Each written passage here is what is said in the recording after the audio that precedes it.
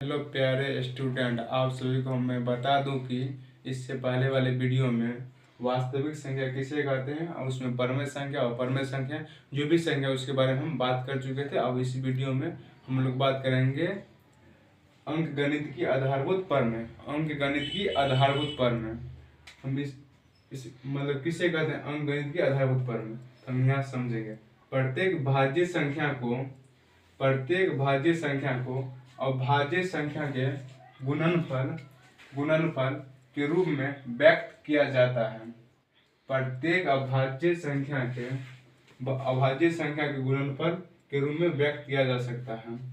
यहाँ बोल रहा है प्रत्येक भाज्य संख्या, इसको अभाज्य संख्या के गुणनफल मतलब 66 का 66 एक भाज्य संख्या, इसके अभाज्य संख्या गुणनफल के रूप में व्यक्त किया जा सकता है। हम यहाँ करते हैं 66 2 3 3 3 11 2 गुने 3 गुने 11 2 गुने 3 गुने 11 जो कि एक अभाज्य संख्या है। भाज्य संख्या को अभाज्य संख्या के गुणनफल के रूप में व्यक्त किया जा सकता है।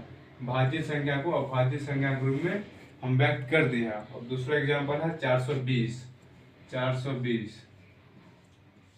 2 से लगेगा 2 1 0, 2 से लगेगा 1 0 5, अब 3 से लगेगा 3 3 9, इधर से 1 बचा 15, 3 5 15, अब लगेगा 5 से 5 7 35।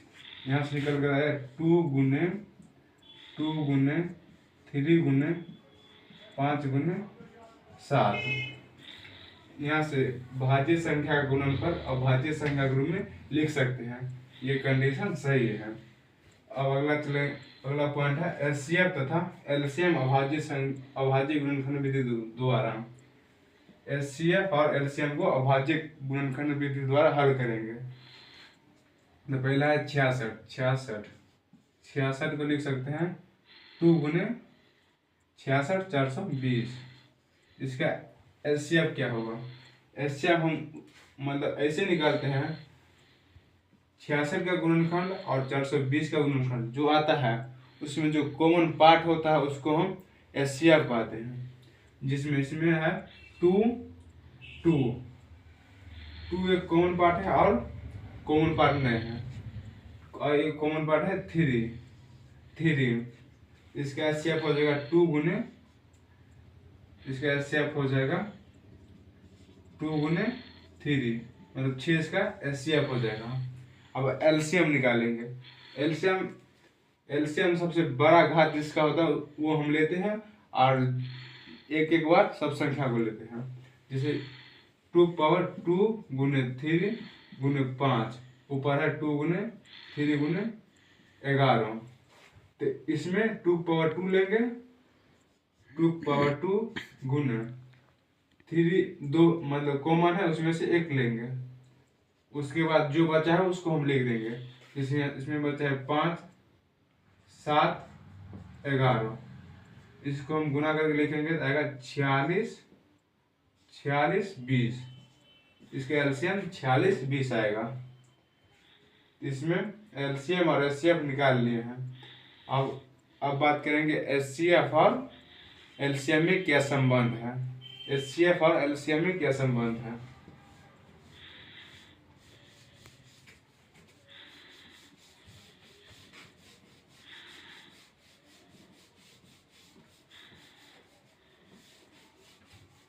एचसीएफ और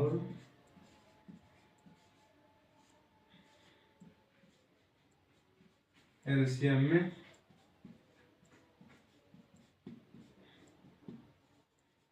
संबंध। तो HCF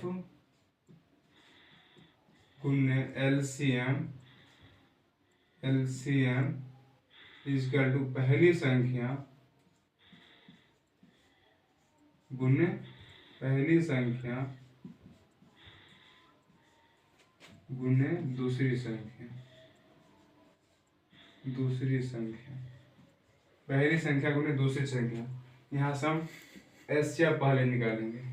HCF equal to HCF is equal to HCF और LCM मल्टीपल में है, गुना में है, तो उसको LCM को उधर भेजेंगे तो हो जाएगा डिवाइड में, बट्टा में। पहली संख्या गुने दूसरी संख्या, पहली संख्या गुने दूसरी संख्या बट्टा LCM। इसका एक फॉर्मूला बनकर आए यहाँ से, एक फॉर्मूला बन गया। अब दूसरा LCM, LCM इजकल टू पहली संख्या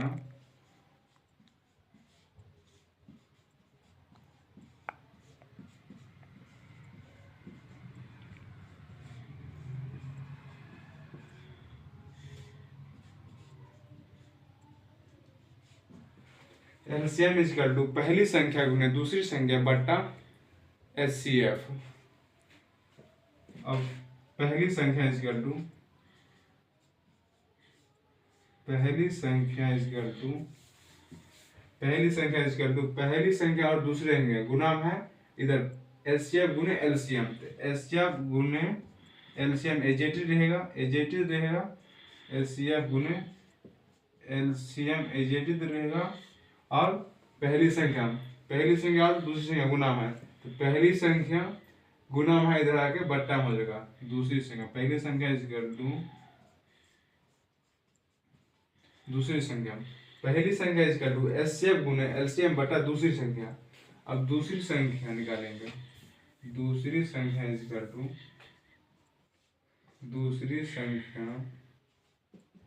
टू HCF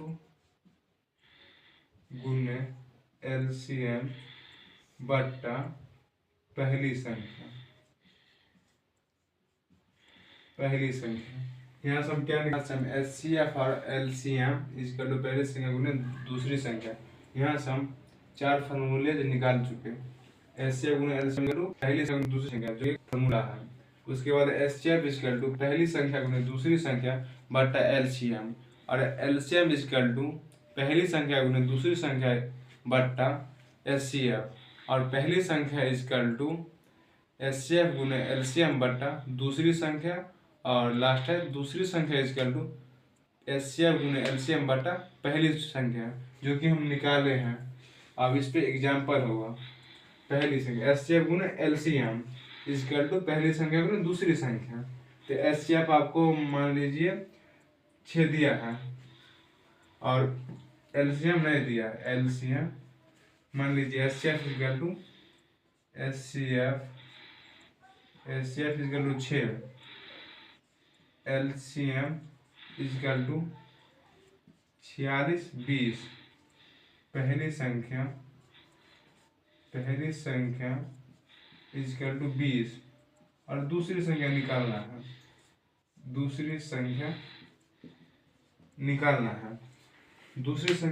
तो हम यहाँ से निकालेंगे। HCF कितना दिया है, पहले फॉर्मूला HCF गुने LCM इजकल टू पहली संख्या गुने दूसरी संख्या। यहाँ दिया है HCF 6 गुना 46 20 इजकल टू पहली संख्या 20, और दूसरी संख्या निकालना है। तो यहाँ से देखेंगे हम दूसरी पहली संख्या 6 और दूसरी मतलब HCF 6 LCM 46 20, तो गुना कर देंगे दोनों को। 6 से 0, 6 दूना 12 2, हाथ में 1, 6 7 36 37, 3 70, गुना करके यहाँ आया 27 720 इजकल टू 20 गुने दूसरी संख्या। यहाँ से दूसरी संख्या इजकल टू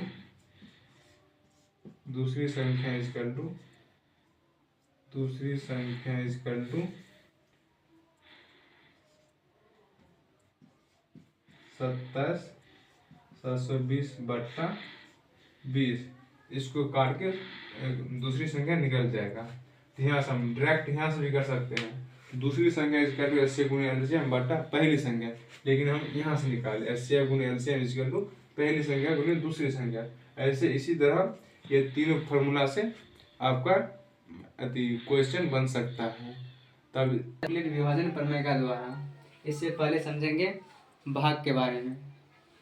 तो 3 ले लेते हैं, 25, 3 8 24, 1 1 आया शेषफल भाज्य भाजक भागफल शेषफल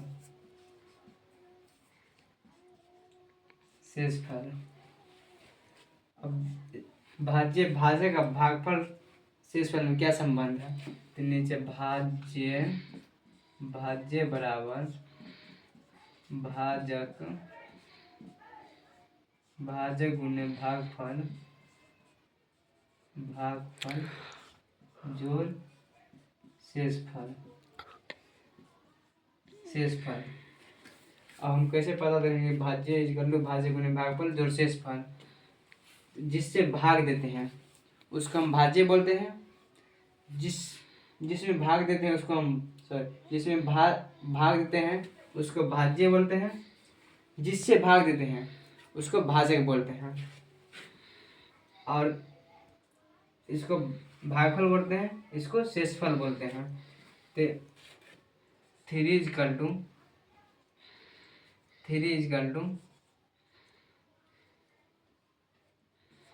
25 इजकल टू भाजक 3 गुने भागफल 8 प्लस 1 जो कि 25 आ चुका है।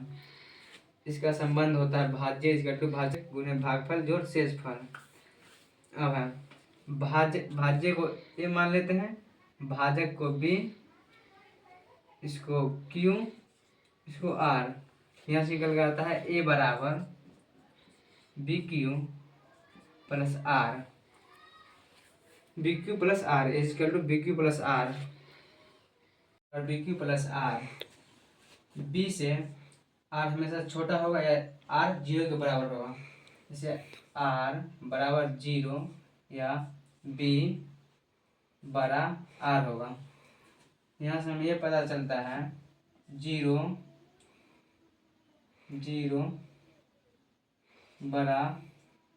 बराबर बी आर छोटा बी होगा। ये कंडीशन में पता चलता है। अब हम यूक्लिड विभाजन प्रमेय का ये यूज कर सकते हैं। जैसे ये है 25 बराबर 3 गुने 8 प्लस 1। अब अगले वीडियो में पढ़ेंगे यूक्लिड विभाजन द्वारा एचसीएफ और एलसीएम कैसे निकालते हैं। तो आज ये